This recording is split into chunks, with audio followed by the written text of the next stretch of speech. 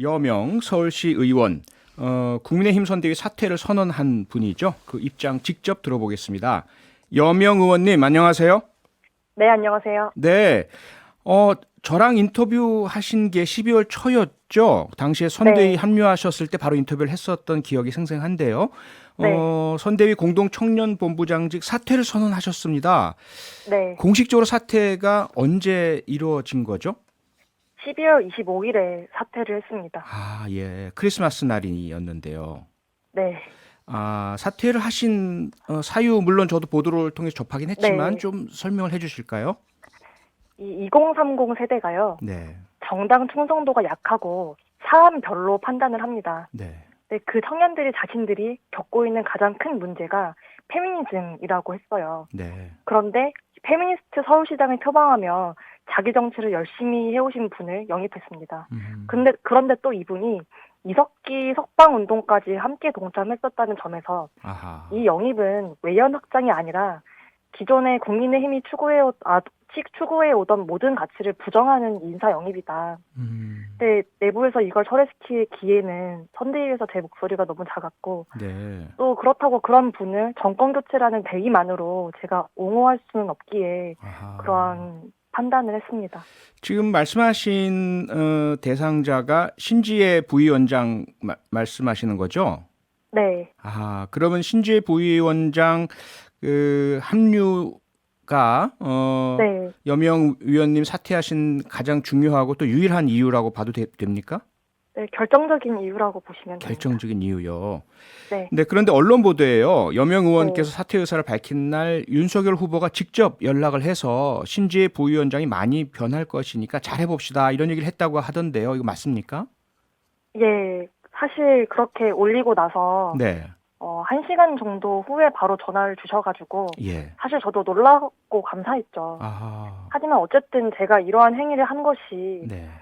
뭐 저의 자리나 이러한 문제가 아니라 음. 이분이 우리 당으로 끌고 올 수 있는 표는 없고 단순히 신지혜라는 사람 한 표만 온 거다. 하지만 우리가 잃은 것은 중도와 청년층의 표를 모두 잃어버렸다. 네. 그래서 이 분의 영입이 철회되든 아니면은 이분이 자기가 이제까지 해왔던 그러한 뭐 극단적 레디컬 페미니즘을 부정하는 그런 이벤트나 계기가 있지 않는 한 아하. 다시 들어갈 명분도 또 그건 제가 들어가고 말고의 여부를 떠나서 네. 우리 당과 선대위를 위해서는 그런 작업이 필요하다라고 말씀을 드렸습니다. 그렇게 말씀드리니까 윤 후보께서 어떻게 답변을 하시던가요? 예, 그 이후에는 선대위와 네. 같이 계속 이야기를 나눠보자 아, 하고 해주셨습니다. 네. 그런데 우리 여명 의원께서는 그 당내 경선 당시에 홍준표 예비 후보의 대변인이셨잖아요. 네. 그러면 이번 사퇴하실 때 혹시 홍준표 의원과 상의하셨나요? 아닙니다. 이번에는 네. 혹시나 그러한 오해를 줄 수 있기 때문에 아, 네, 홍준표 의원과는 상의를 하지 않고 결정을 했습니다. 네. 조금 전에 설명을 주실 때 그 여명 위원님의 뭐 선대위 복귀 여부와 상관없이 신지의 소속 부위원장이 확실하게 그 네, 전향한다는 네, 이런 약속을 받아달라 이렇게 요청을 하셨다 이렇게 이해가 네, 되는데 네. 전향이란 것을 조금 더 설명을 해주실까요? 어떤 의미인지? 어, 그러니까 그분은 네, 민주당이 진정한 페미니스트 정당이 아니기 때문에 네, 민주당을 혼내주기 위해 우리 당과 함께한다고 말을 하시더라고요. 네, 네, 그렇다면 이 당에서 네, 그분이 밟아왔던 그대로 그 주장 그대로 그 길을 걷겠다는 것인데 음, 이게 사실 스스로 본인이 이 선대위에서 나가지 않는다면 네, 자신이 여지껏 레디컬 페미니즘 진영에서 봐왔고 주장하고 있는 것들의 문제점을 지적하고 대안을 제시하는 자리가 있어야 한다고 보는 거죠. 아, 지금 그분은 정권 교체라는 목표가 같다면 함께할 수 있다고 하는데 네, 저는 그거는 상당히 착각이라고 봐요. 지금 아하, 정권 교체에 함께하고 있다는 착각을 하고 계신데 네, 신지혜 부위원장이 우리 당으로 가져올 수 있는 표는 없습니다. 아, 말씀드렸다시피 네, 신지혜라는 한 표가 온 거고 네. 그에 반해서 우리가 잃은 것은 중도와 2030의 표죠. 네. 중도와 2030 표를 잃었다고 말씀 주셨는데 지금 혹시 파악을 하고 계신가요? 당내 2030 지지층들 이탈 현상 뭐 보도가 좀 예, 되긴 하는데요. 실제로 예. 어떻게 파악을 하고 계십니까? 지금 최근 일주일 사이에 네. 여론조사 추이를 보면은 네. 2주죠. 지지율은 이미 역전이 됐고 아하. 또 20대 지지율이 경선 직후에 48%였습니다. 네. 이 지지율이 2배 이상 빠졌고 네. 이 표의 상당수는 안철수 대표에게 갔고 심지어 이재명 지사에게 이재명 후보에게 간 지지율도 있습니다. 네. 그러니까 지금 20대, 30대에게는 민주당의 친페미니즘 정당이라서 예. 고려할 가치의 대상이 아니었는데 이 신지혜 부위원장의 영입으로 인해서 네. 민주당의 그 멍해를 떨궈낸 거라고 봐야죠. 네. 그러니까 그렇게 말씀드렸다시피 네. 20대는 정당 충성도가 없지 않습니까? 네. 그렇게 분석을 하고 계신 것이란 말씀인데 뭐 네. 그 이외에도 사실 지난 1, 2주 사이에 그 윤석열 후보 배우자 관련된 문제라든지 다른 여러 가지 영향 요인들도 있지 않았습니까?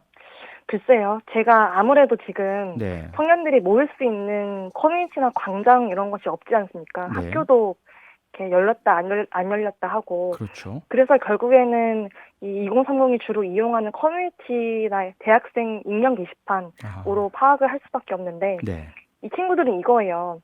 어쨌든 윤석열 후보의 배우자의 여러 논란들은 네. 사실 이재명 후보가 갖고 있는 또 다른 뭐 아들 논란이라든지 네. 본인 논란이라든지 네. 그거에 비해서는 그냥 우리가 상관없는 일이라는 거예요. 아. 하지만 네. 우리가 겪고 있는 가장 큰 스트레스와 문제인 또 이 페미니즘이 단순히 여자들에 대한 남성들의 분노 이게 한 가지가 아니라 그 네. 안에 주거 문제, 출산 문제, 결혼, 육아, 공정의 문제거든요. 네. 그래서 이 문제를 해결할 수 있는 적어도 이 문제에 대한 문제의식을 갖고 있는 후보를 찍기 위해 그 사람을 고르고 있었는데 네. 이건 정말 20대 입장에서는 뒤통수를 맞은 일인 거죠. 아하. 네, 그런데 오늘 신지혜 부위원장이 언론 인터뷰를 하면서 여명 본부장 사퇴에 대해서 안타깝다는 심정을 표현하면서요. 이렇게 얘기를 했습니다. 악성 페미니스트라는 것은 오해다. 그리고 사퇴하셔서 무척 아쉽고 언젠가 뵙고 인사드리고 싶다. 만나서 이렇게 오해를 풀 그런 의향도 있으신가요? 우선 그분이 지금 어떤 부위 주장을 하는지는 제 관심 사안이 아니에요. 네. 중요한 것은 대중이 우리가 잃어버린 표가 네. 중도와 청년층이 그녀를 어떻게 바라보고 있고 상당히 지금 20대들이 네. 신지 씨가 이른바 2018년 그러니까 넷 페미니스트를 기승을 부리던 그 시기에 네. 그 표를 얻기 위해 발언하셨던 모든 것들 거기에 마치 하나의 정신적 트라우마처럼 그런 걸 갖고 있거든요. 네.